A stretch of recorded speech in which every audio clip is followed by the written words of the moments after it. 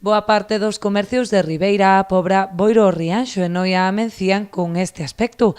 Había que fixarse ben para decatarse de que estaban abertos, polo que moitos clientes chegaron a entrar para preguntar e asegurarse de que non se producira un peche masivo no comercio local.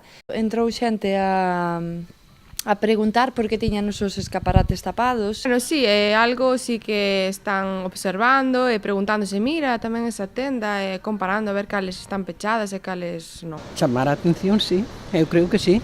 Precisamente este era o obxectivo da campaña promovida por numerosas asociacións empresariais da comarca, que ven como o comercio tradicional non deixa de acumular perdas.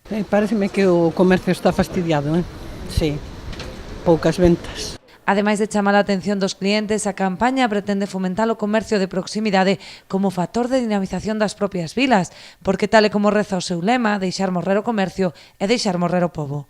Está ben, porque, a ver, débese comprar no comercio local porque débese axudar a xente, sobre todo porque suele ser xente daqui do pueblo que abre comercios e hai que axudar para que se venda aquí, non? Porque as grandes compañías multinacionais e así xa venden de por sí en internet en moitísimos sitios. Entonces hai que axudar un pouquiño aquí aos da casa. Hombre, estoy de acuerdo, claro que sí, medir outro sitio mejor aquí.